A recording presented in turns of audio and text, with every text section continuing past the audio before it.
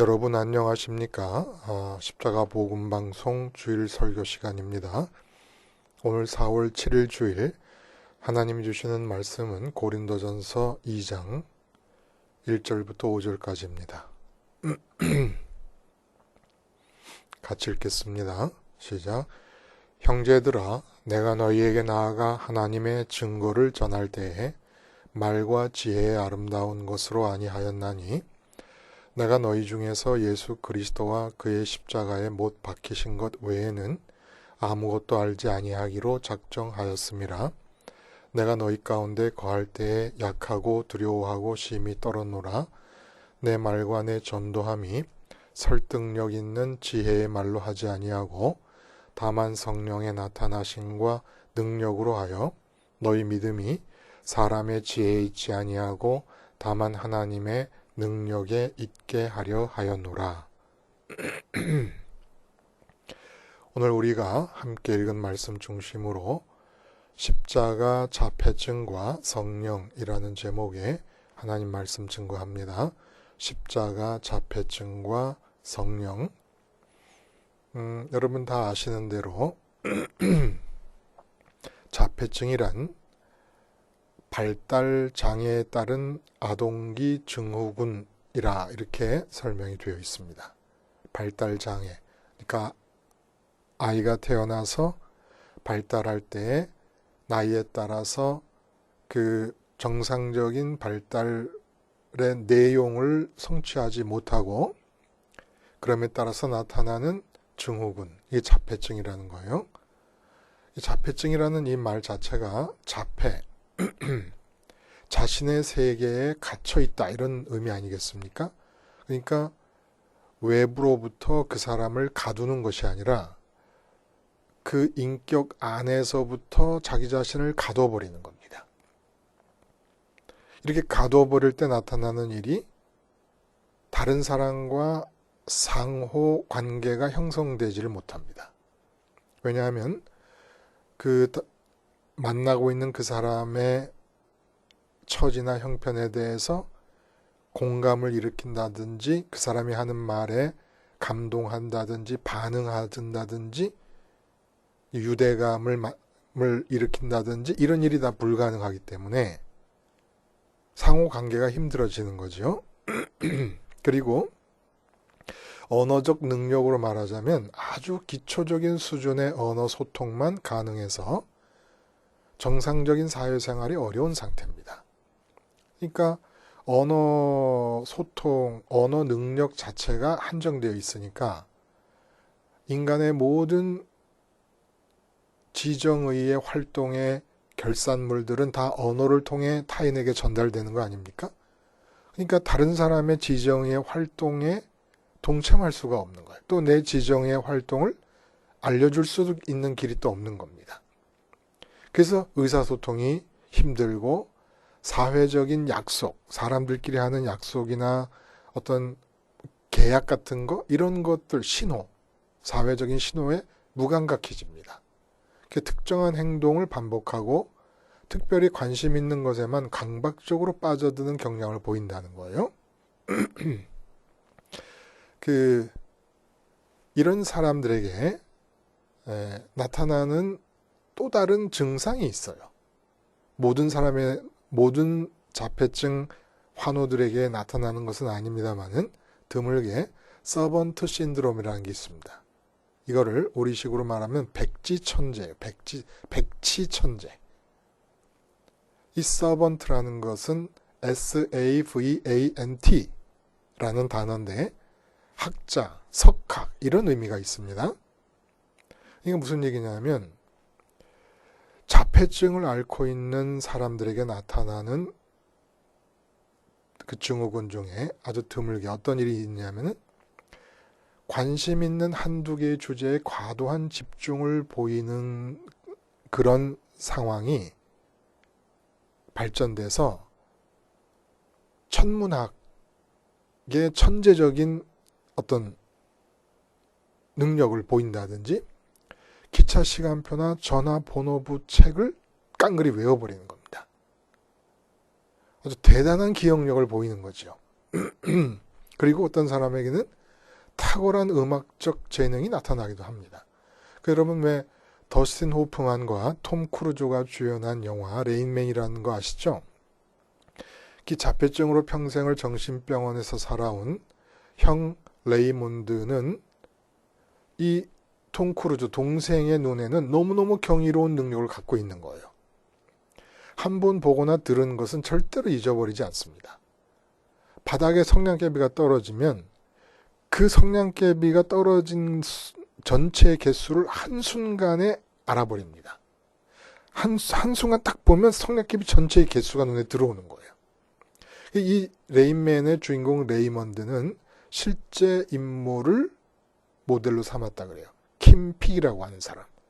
이 킴 픽이라는 사람은 생후 20개월 무렵부터 책을 읽기 시작해가지고 한 번 읽은 책은 모조리 기억을 한다는 겁니다.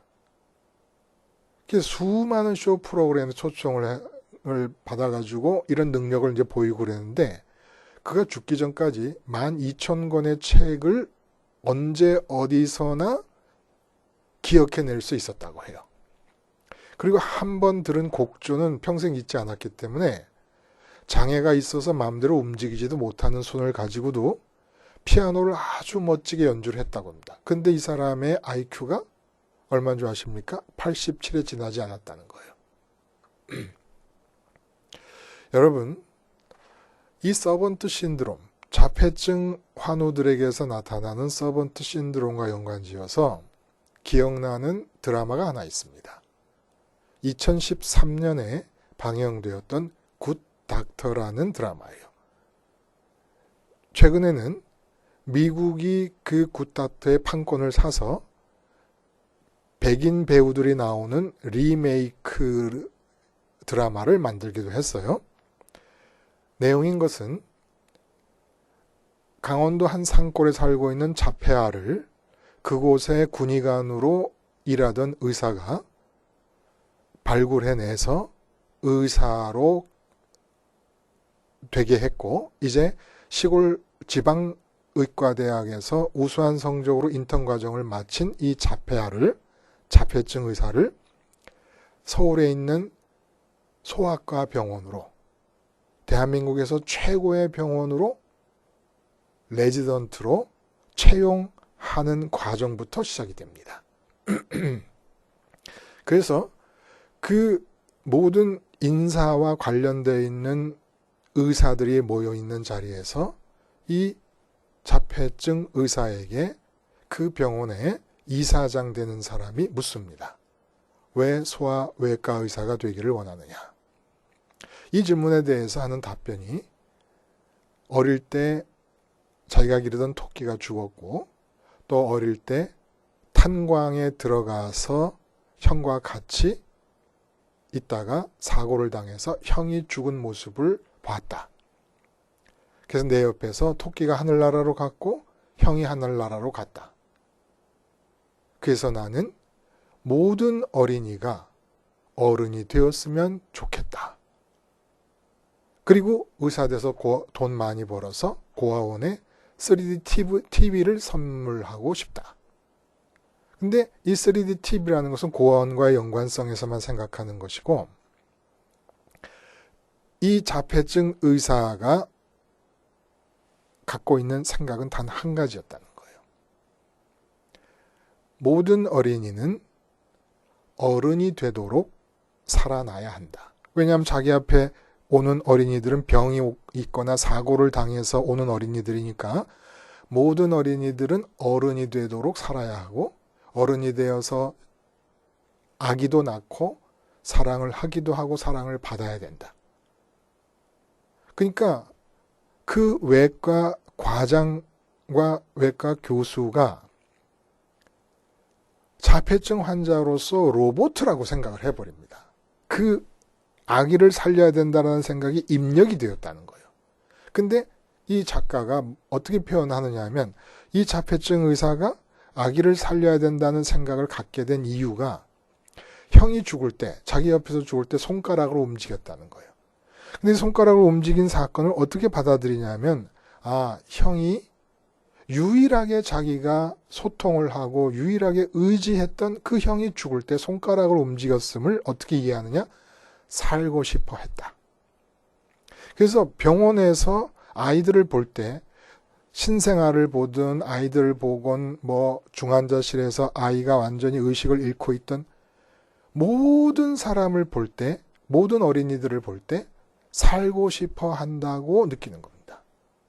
그러니까 로봇처럼 살려야 한다는 명령이 입력된 것이 아니라 살고 싶어 한다는 그 마음을 받아들여서 사람을, 아기를, 어린이를 살려야 된다. 이 생각을 갖고 살아갑니다.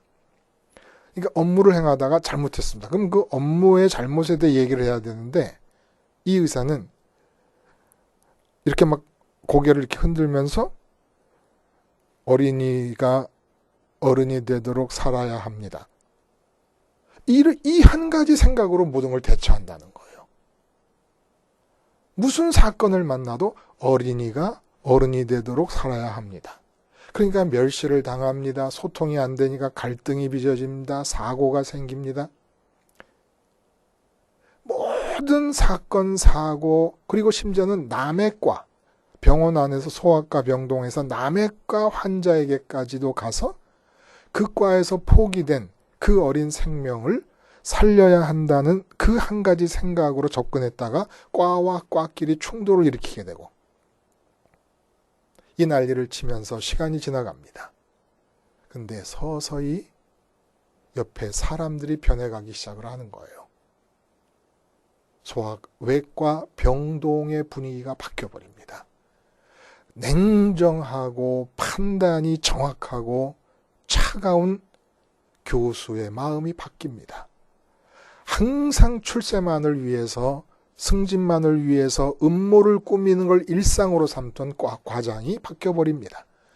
이 오직 아기의 생명을 살려서 어른이 되게 만들어야 된다는 이 한 생각을 가지고 만사를 대처하는 이 자폐증 의사를 만나는 사람마다 변화를 있게 되고 결국 병원 전체를 집어삼키려는 음모까지도 간접적으로 자기도 모르는 사이에 아기의 생명을 살려서 어른이 되게 해야 한다는 이 한 가지로 움직이는 이 의사가 병원을 구출해냅니다.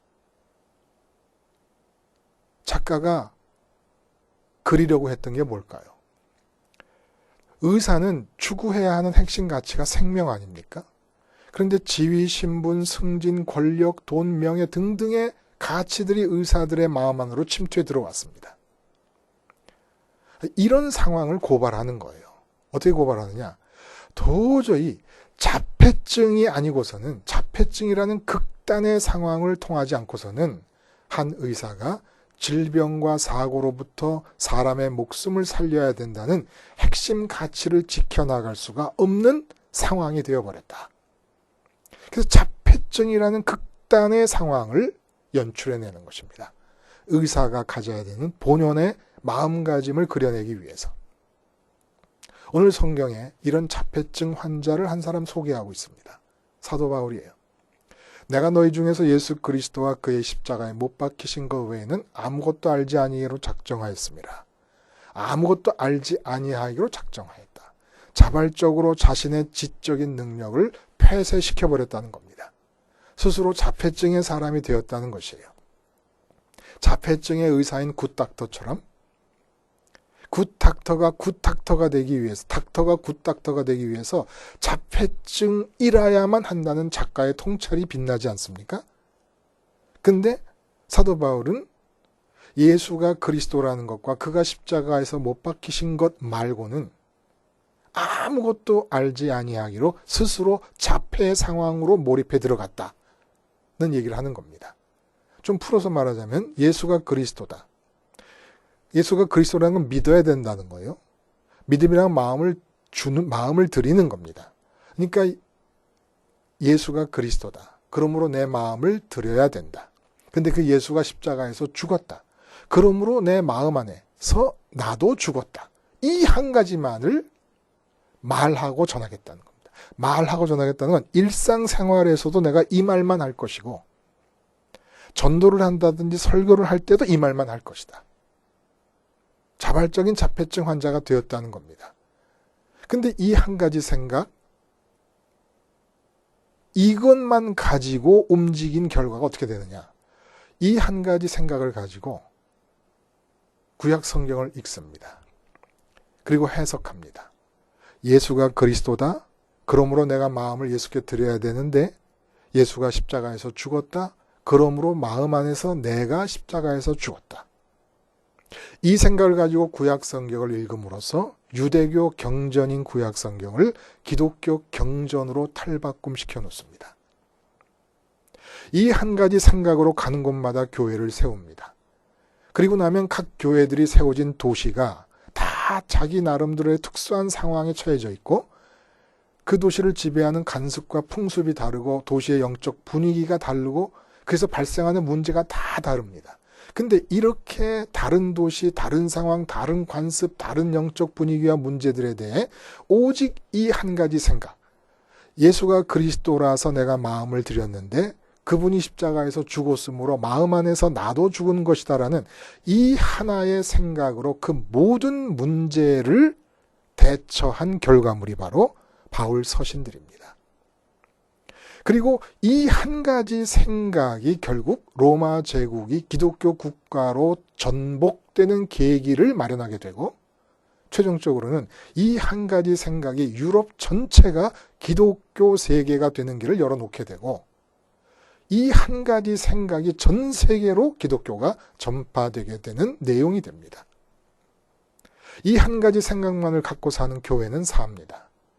이 한 가지 생각으로 사는 사람의 삶은 에덴이 되고 약속의 땅 복지 가나안이 됩니다. 반면에 이 한 가지 생각을 설교 강단에서 놓친 교회는 소멸하게 되고 이 한 가지 생각을 놓친 삶의 현장은 혼돈과 공허와 흑암의 바다가 되어버립니다.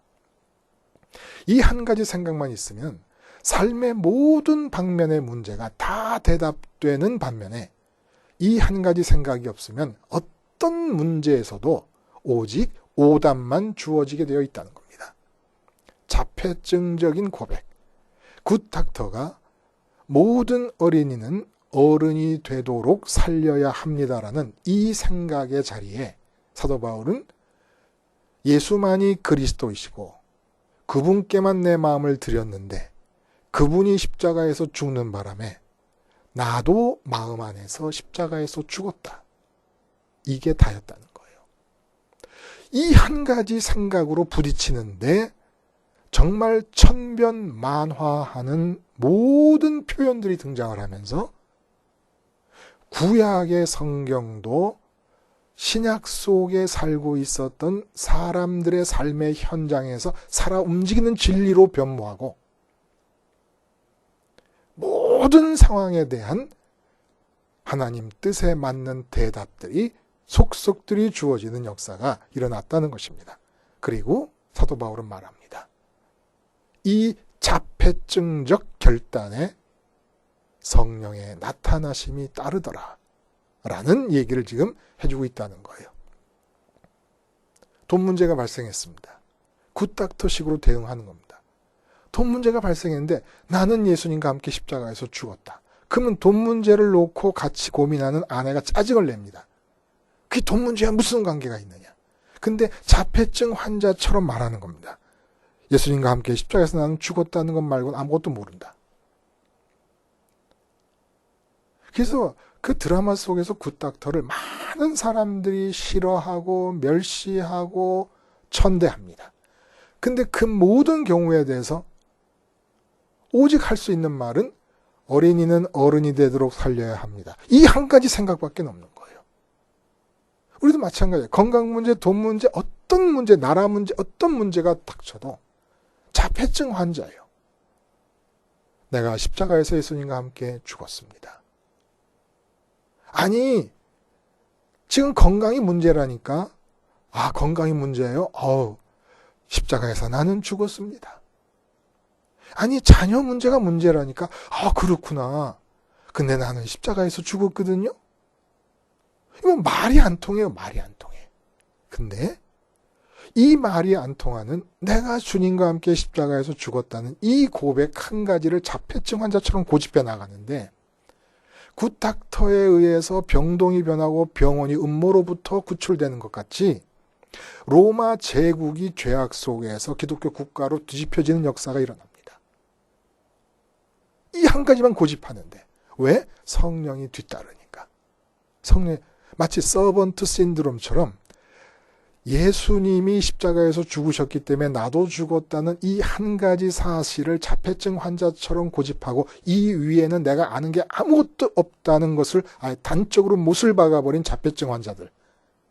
그들의 뒤에는 성령이 따라다니시기 때문에, 성령이 나타나시기 때문에 어떤 일이 일어날지 아무도 예상을 못한다는 거예요. 그래서 보면 1절에 형제들아 내가 너희에게 나가 하나님의 증거를 전할 때 말과 지혜의 아름다운 것으로 아니하였다. 이렇게 말씀이 나옵니다. 하나님의 증거를 전한다는 게 뭐죠? 증거. 증거가 왜 필요합니까? 하나님이 사실이십니다. 살아계신 게 사실이시고 하나님이 천지를 지으신 게 사실이시고 그리고 하나님이 전지전능하신 것이 사실입니다. 그래서 그것을 내가 증언을 해야 돼요. 왜 증언이 필요합니까? 재판이 진행되는 그 법정 안에서 왜 증거가 필요합니까?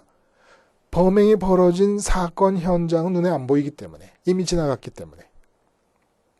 그게 하나님이 사실이신데 눈에 보이지 않으니까 증언을 해야 돼요. 이렇게 하나님이 사실이라는 사실을 증언하는 이유가 뭡니까? 그 얘기를 듣고, 하나님이 사실이라는 얘기를 듣고 당신 마음을 하나님이라는 사실에 갖다 붙이라는 겁니다. 하나님이라는 사실에 마음이 달라붙고 접촉하고 맞닿게 만들라는 겁니다.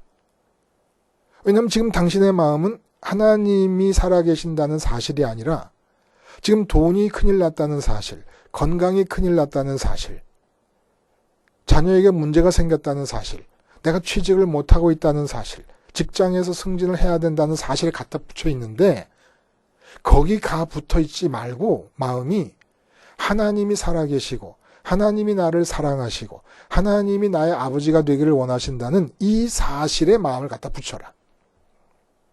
그래서 이런저런 이 땅의 문제가 현실이 아니라 하나님이 살아계시고 사랑하시고 아버지가 되기를 원하신다는 이 사실이 당신의 현실이라는 걸 받아들여라.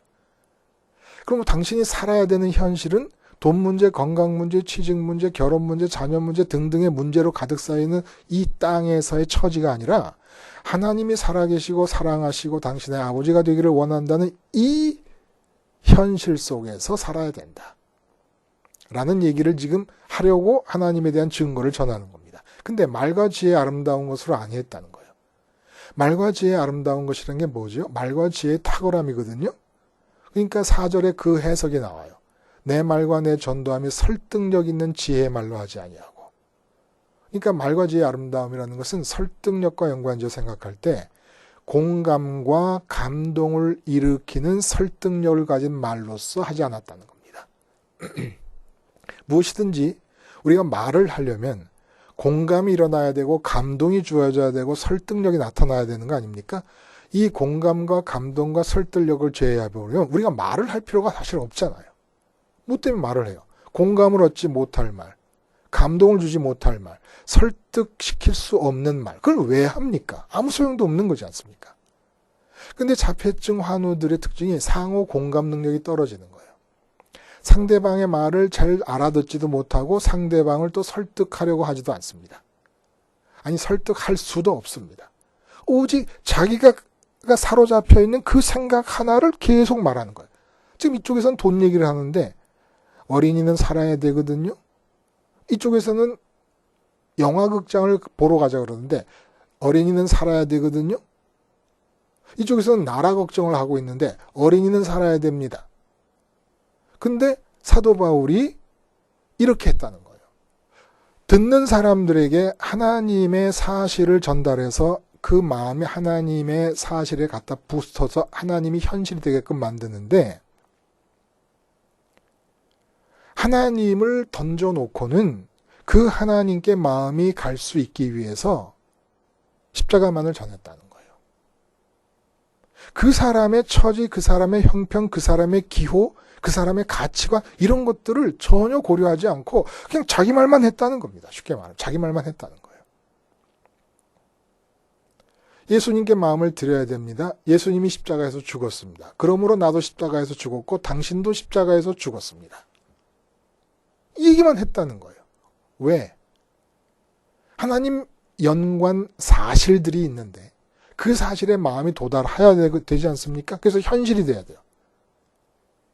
근데 그 하나님의 사실들이 나의 현실이 되는 일은 절대로 설득과 공감과 감동을 자아냄으로써 될 수 있는 일이 아니더라는 겁니다. 실제로 십자가에서 죽은 예수님께 마음을 드리고 내 마음에서 내가 이 세상에 대해서 죽지 않으면 하늘의 하나님께 마음이 갈 수가 없기 때문이라는 거예요. 그래서 내가 너희 중에서 예수 그리스도와 십자가에 못 박히신 것 외에는 아무것도 알지 아니라 작정하였다는 얘기가 나온 겁니다.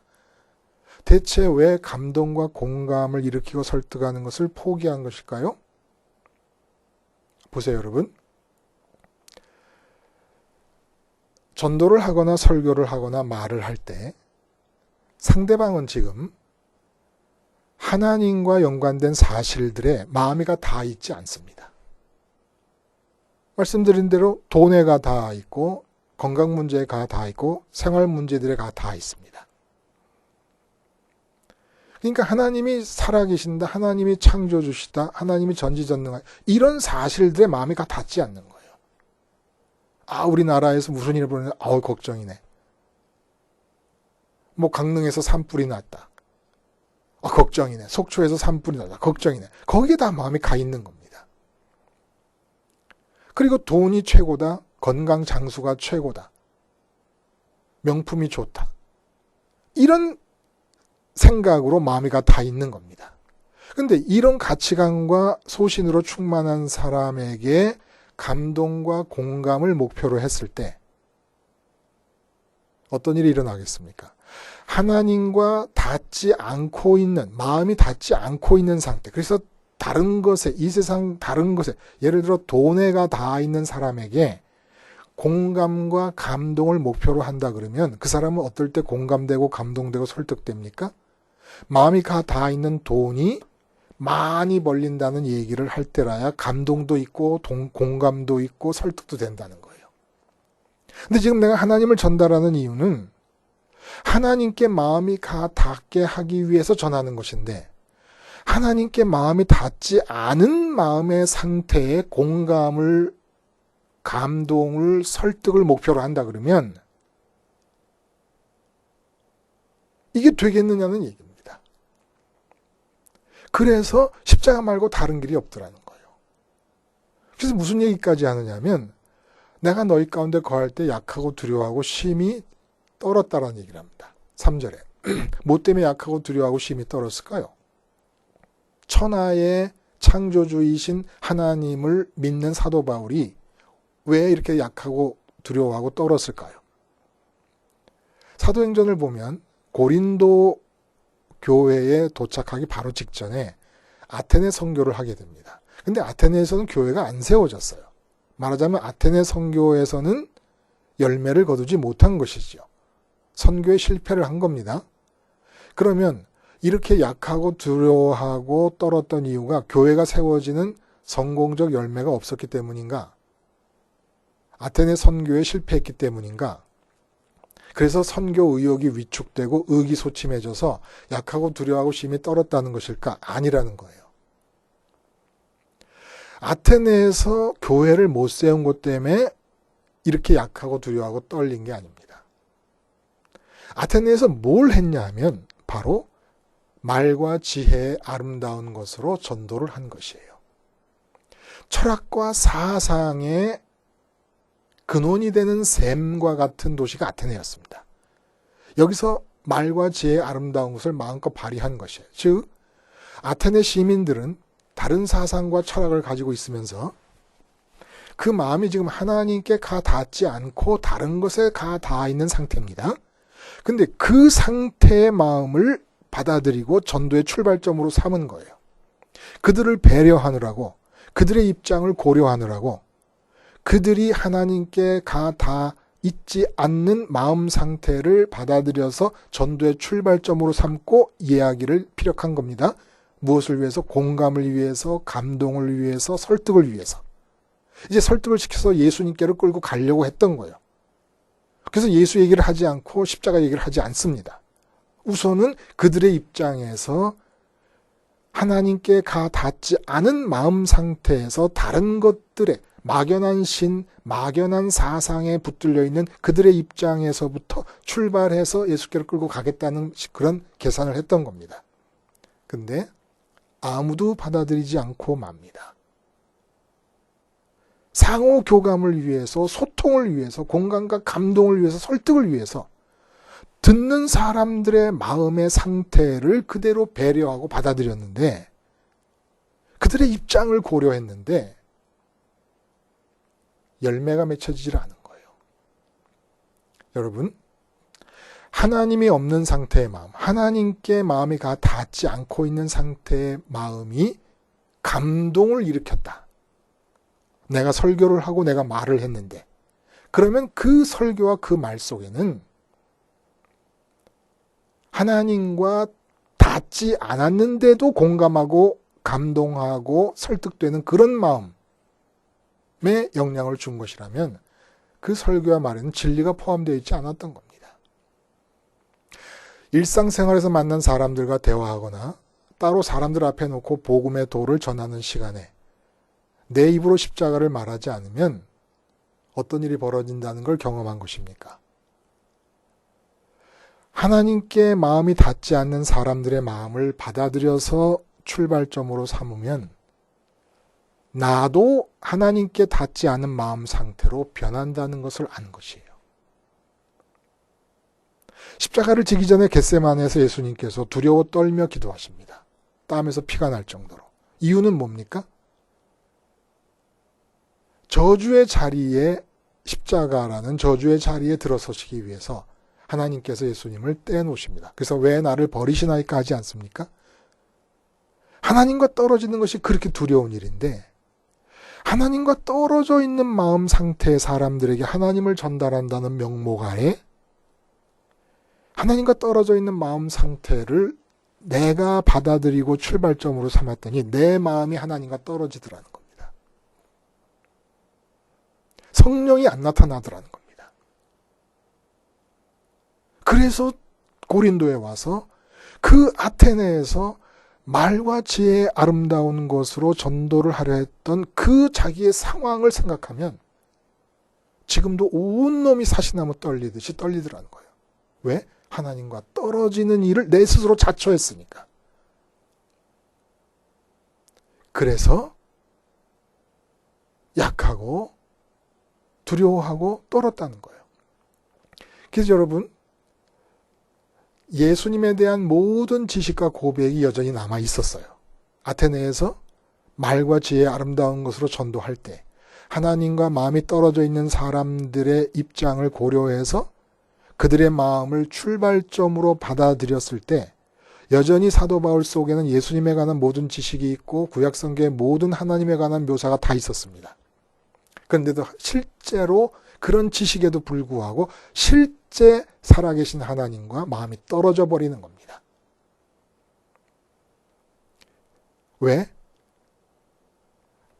지금 현재 전도하고 말하고 있는 그 순간에도 하나님과 연결이 되려면 내 속에서는 십자가가 기억되고 있어야 되고 십자가에서의 죽음이 지금도 나타나야 되는 것이고 내 마음에서 지금 십자가 사건이 활성화되고 있으려면 내 입에서도 그 얘기밖에 할 얘기가 없어야 된다는 거예요. 지금 내 마음이 십자가에서 죽고 예수님과 함께 죽고 있는데 입에서 다른 얘기가 나올 수 있습니까? 근데 마음에서 십자가 사건이 지금의 사건이 돼서 예수님과 함께 세상에 대해 죽는 일이 없으면 어떻게 하나님과 연결이 계속될 수가 있겠습니까? 그래서 사도 바울이 얘기하는 겁니다. 이제는 이 아테네의 경험, 하나님과 떨어져 있는 마음 상태를 배려하고 상호 소통하고 그 마음의 공감과 감동을 자아내기 위해서 그 마음을 받아들여서 말씀을 전하는 것이 나 스스로가 죽는 것임을 깨닫고 두렵고 떨리고 약하여졌고 이 두려움과 떨림이 나를 어디로 몰아가느냐? 나를 자폐증 환자가 되게 한다라는 겁니다. 오직 예수님께 마음을 드릴 뿐이고 그 예수님이 십자가에서 죽었으므로 나도 죽은 자이고 내 말을 듣고 있는 당신도 십자가에서 죽은 자라는 이 사실만을 무한 반복하는 자폐증 환자가 되기로 결심했다는 것입니다.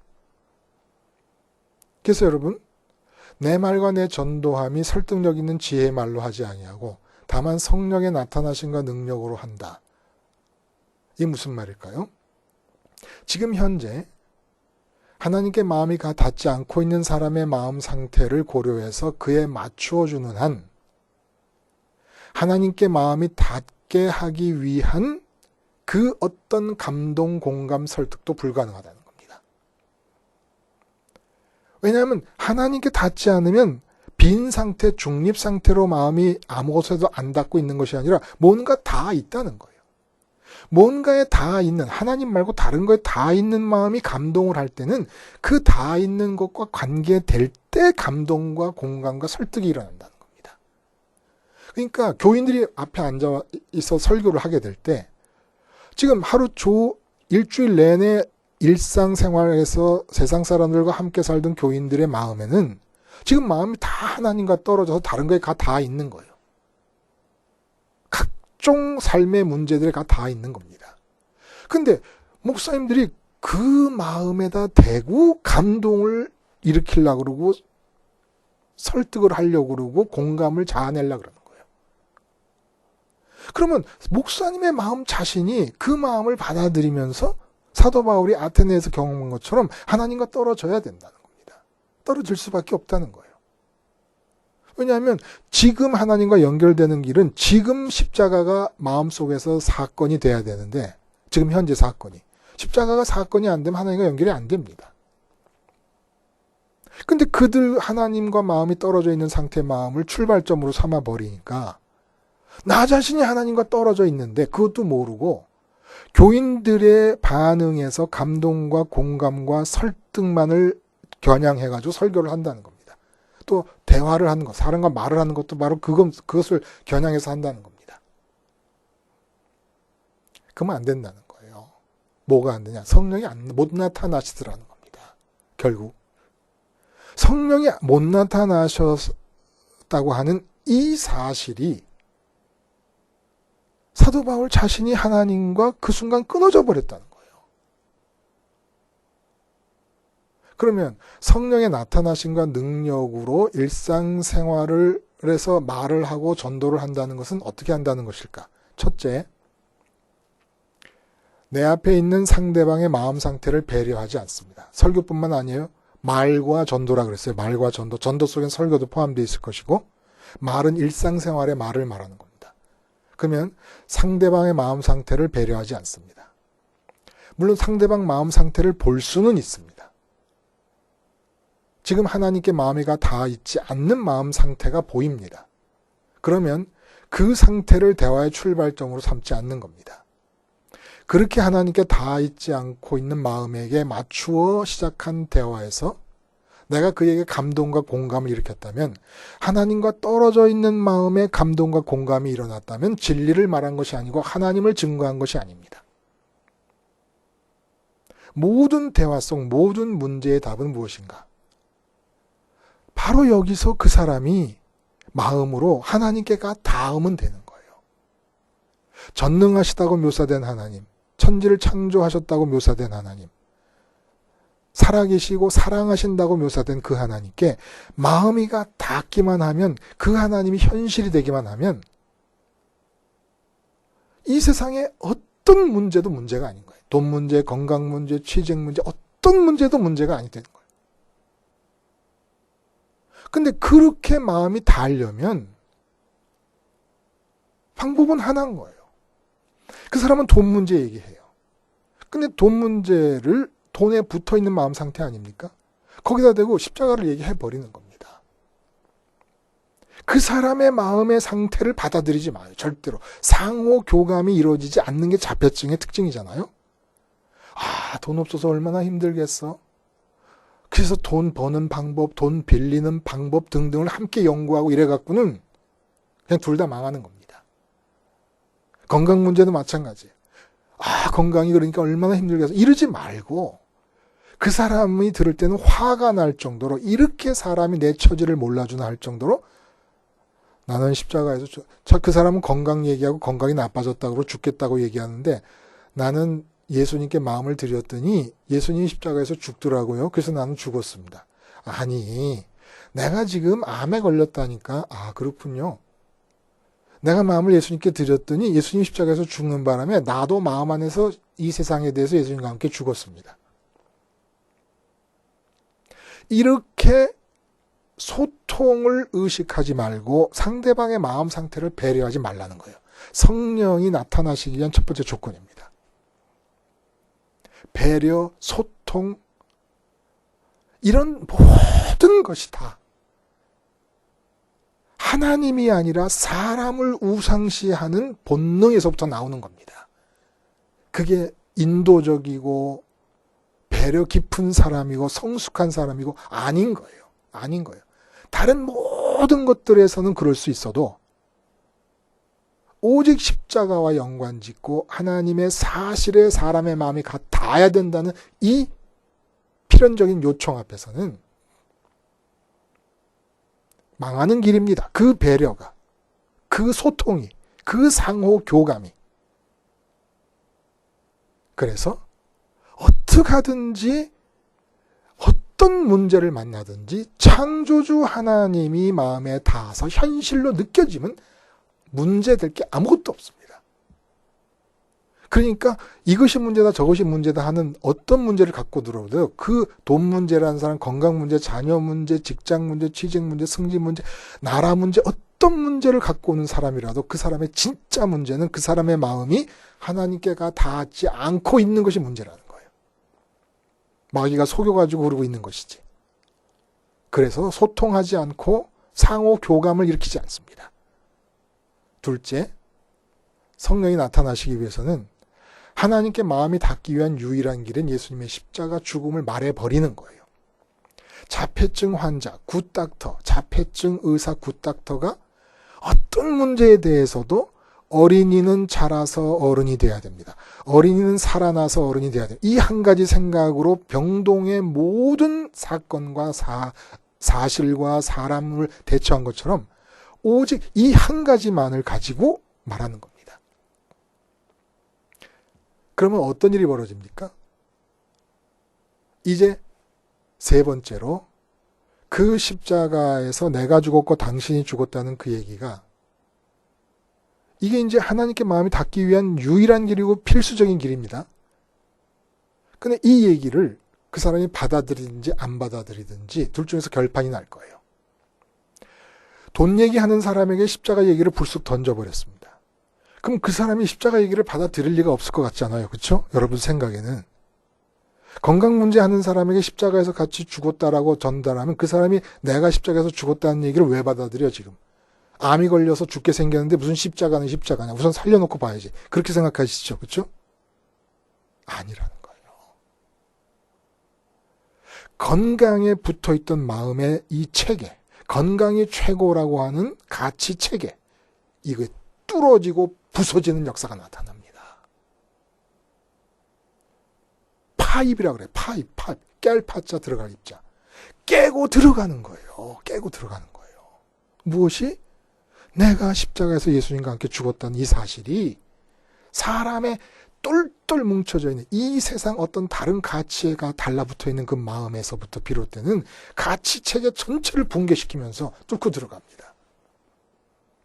근데 그러지 않고 첫 번째에서 그 사람의 마음을 받아들이고 하나님과 닿지 않는 상태의 마음에서 출발해버리면 그 사람이 울고 불고 감동을 하고 당신같이 고마운 사람이 어딨냐고 해도 둘 다 같이 망해가고 있는 겁니다. 성령의 능력이 나타나시는 설교와 말이 십자가 자폐증 환자가 될 때에 가능하다는 거예요. 그래서 성령의 능력으로 말씀을 전한다는 건 무슨 뜻입니까? 하나님과 떨어져 있는 그 마음 상태에 감동과 공감과 설득을 겨냥하지 않고 당신의 마음 상태를 내 전도의, 내 말의 출발점으로 삼지 않고 나는 자폐증 환자처럼 십자가만 얘기한다. 그걸 계속 반복하는 겁니다. 계속 반복하는 겁니다. 그쪽에서는 말이 안 될 거라고, 안 받아들일 것이라고, 마치 굿닥터가 병동에서 그 한 가지 사실을 붙잡고 살아갈 때 갈등을 일으키고 불협화음이 일어나고 멸시를 당하고 한 것처럼 그렇게 대할 수도 있어요. 사람들이 미쳤다고. 그러나 두려워하지 마세요. 그들의 멸시와 그들의 조롱과 그들의 몰이해를 두려워하지 말고 우선 십자가를 전하지 않으면 내가 떨어져요. 내가. 하나님으로부터 내가 분리돼 버려요. 오직 십자가와 부활과 승천 말고는 하나님께 닿을 수 있는 길이 없어요. 십자가로 들었으면 부활 승천까지 가야 되는 겁니다. 그래야 닿으니까 하나님께. 마음이 닿으니까. 그 길이 없어요. 그러니까 내 속에서 지금 하나님과 연결이 되려면 내가 십자가를 기억해야 되는데 십자가를 기억하고 있는 동안에 다른 말 한다는 게 불가능한 거예요. 십자가를 기억해서 하나님께 닿아 있는 마음이 어떻게 하나님의 안 닿아 있는 마음을 받아들여서 출발점으로 삼을 수가 있겠습니까? 여러분 한번 생각해 보세요. 너의 믿음이 사람의 지혜에 있지 아니하고 다만 하나님의 능력에 있게 하였노라. 하나님의 능력이 성령에 나타나심 아닙니까? 자, 한번 질문을 해봐요. 믿음의 연조가 50년, 60년, 70년이 됐습니다. 근데 변화가 없어요. 변화가 없어. 이렇게 오래 지속했는데도 이렇게 변화가 없는 일이 세상에 존재할까요? 뭐든지 그렇게 오래 했으면 뭔가 변화가 있을 거 아니겠습니까? 근데 아무리 기독교인으로 살아도 변화가 일어나질 않아요. 그러면 한번 물어봅니다. 평생 동안 지금까지 설교를 몇 편이나 들었을까요? 수천 편, 수만 편이에요. 대체 몇 분의 목사님들의 설교를 들었을까요? 수십, 수백 명입니다. 그리고 그동안 이게 결정적인 질문이에요. 얼마나 많은 횟수로 감동을 하고 눈물을 흘리며 공감을 하고 아멘을 소리치며 완전히 설득을 당했습니까? 그래도 조금도 변하지 않는 거예요. 변하지 않는 것이 아니라 변함이 있긴 있죠.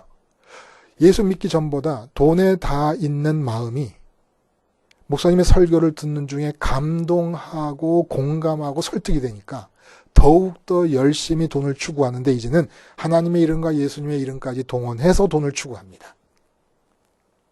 이 세상에 마음이 다 있던 상태에서 감동을 하니까 이 세상에서 뭐 권력의 마음이 다 있고 건강 장소에 다 있고 여러 가지 가치들에 다 있다가 그렇게 다 있는 상태로 감동하고 설득되고 공감을 일으켜버립니다. 그러니까 이제 덧붙여진 하나님과 예수님의 이름을 붙잡고 더욱더 박차를 가해가는 거예요. 그 세상 것들을 추구하기 위해서. 그래서 지금 교회 현실이 이 꼴이 난 겁니다. 반의 반토막. 반의 반토막. 여러분, 저까지 포함해서 설교를 하고 대화를 하는 모든 목사님들의 간절함이 앞에 앉아있는 교인들의 마음에 감동, 공감을 불러일으키고 설득하는 거예요.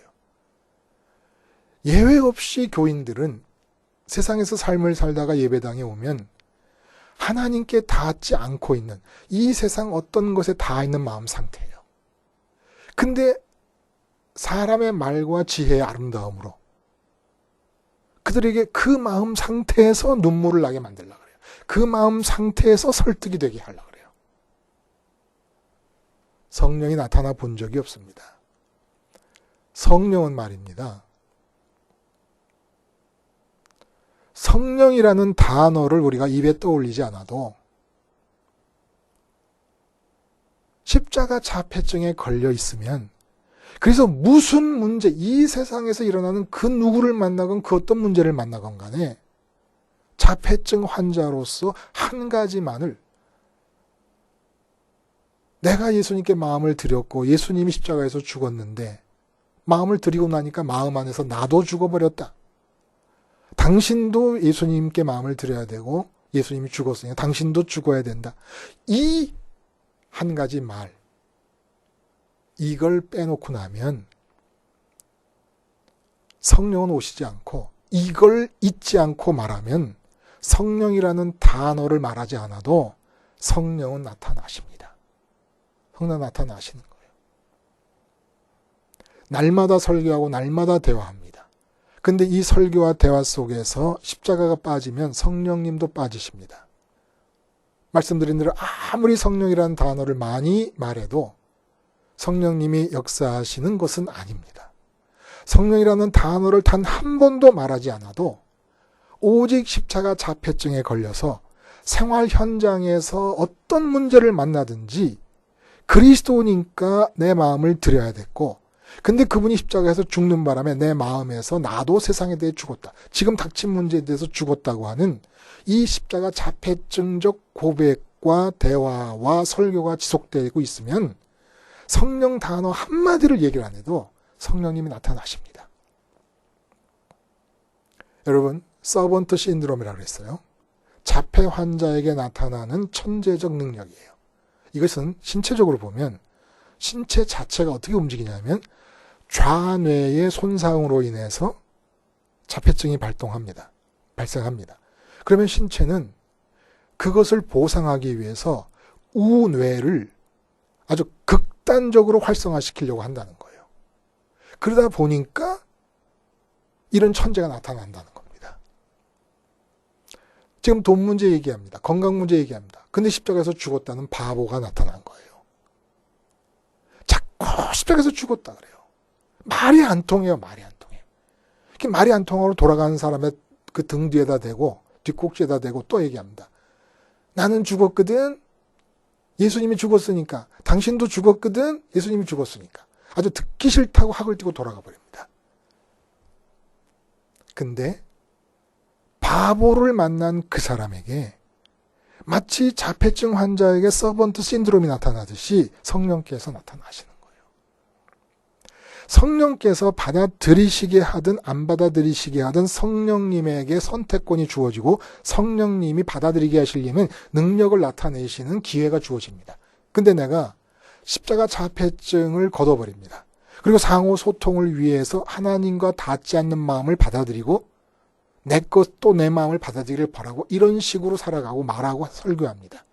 그럼 성령님이 받아들이시게 하든 안 받아들이시게 하든 선택의 기회조차 뺏기고 마는 거예요. 성령님이 나타나실 수가 없어요. 기회가 없어지는 겁니다. 여러분, 어떤 가치에 마음이가 다 있어서 자기의 현실을 이 땅의 삶의 형편으로 생각하든지 간에 우리는 공감을 목표로 하지 않습니다. 상호 교감을 목표로 하지 않습니다. 감동과 설득을 목표로 하지 않습니다. 나는 자폐증 환자로서 나를 사로잡고 있는 그 얘기 한마디를 할 것뿐입니다.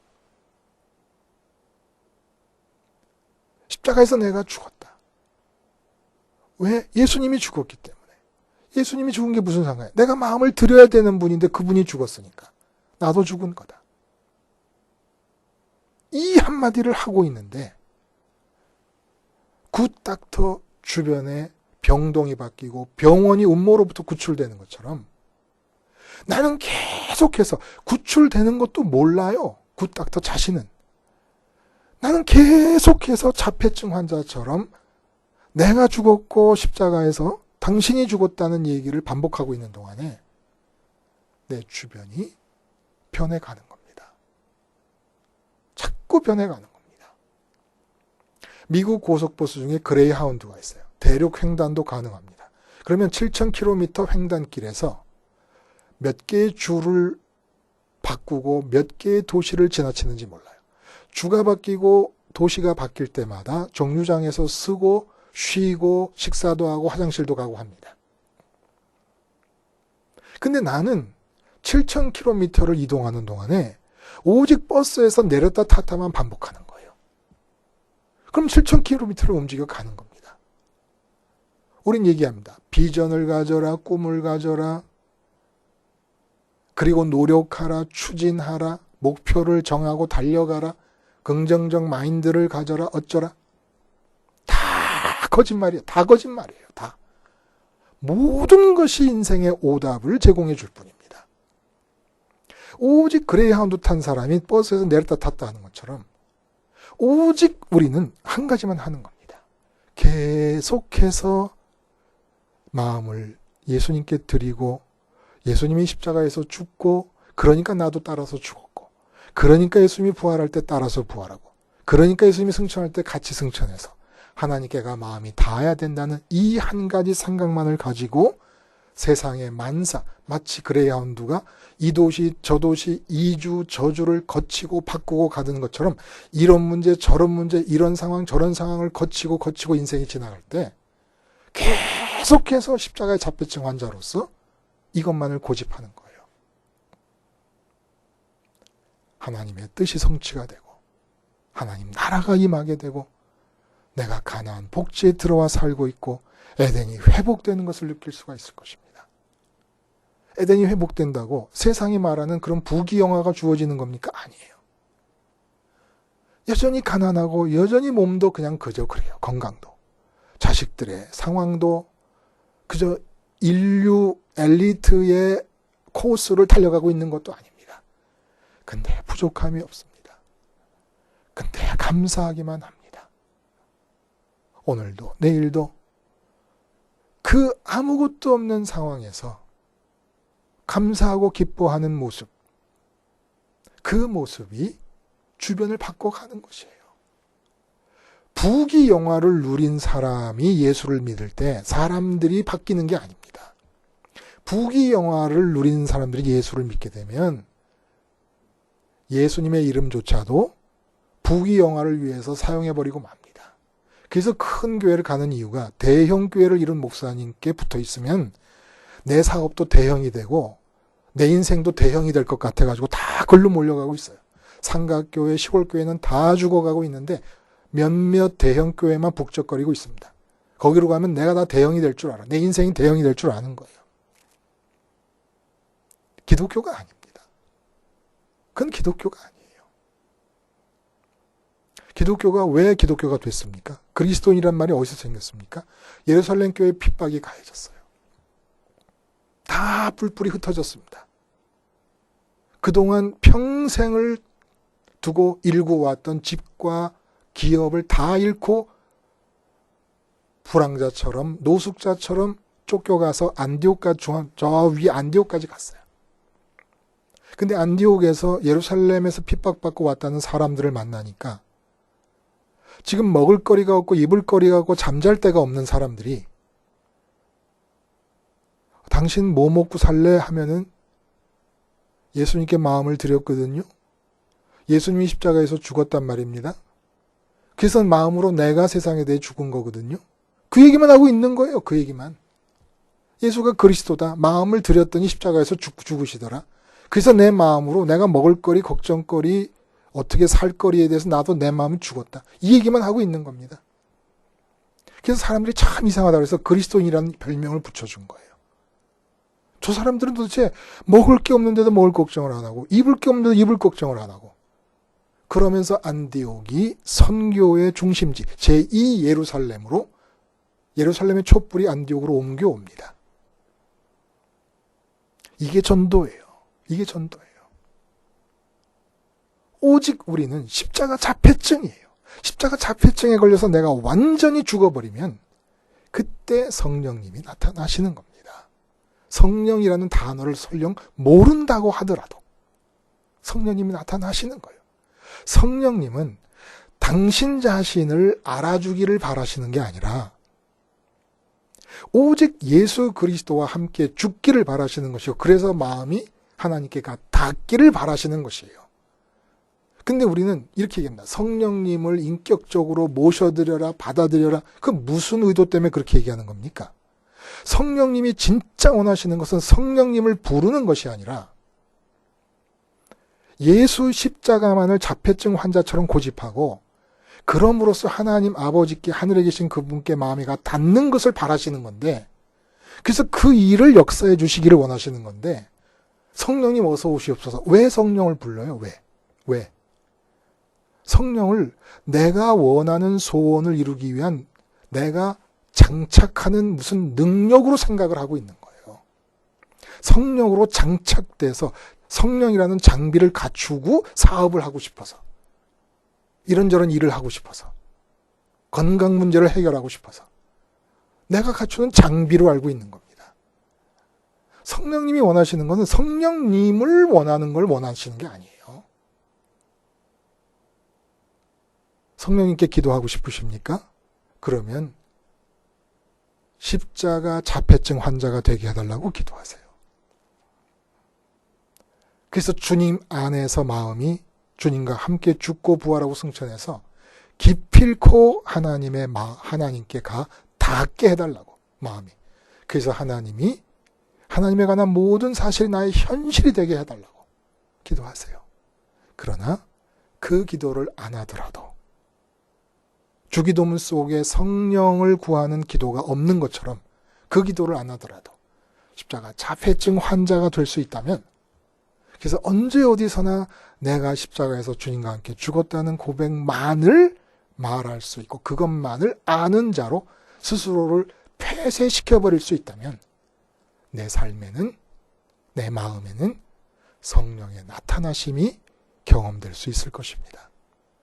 기도하시겠습니다. 하나님 아버지, 오늘 사도 바울의 스스로 자폐증이 되기 위해 결단하는 이 결단이 성령님을 통하여 나의 결단이 되게 하시고, 내가 말하고 내가 설교하고 전도하는 모든 사람들에게 임하는 결단이 되게 축복해 주시옵소서. 십자가 자폐증, 이것이 축복의 알파요 오메가임을 알게 해 주시옵소서. 예수님의 이름으로 기도드리옵나이다. 아멘.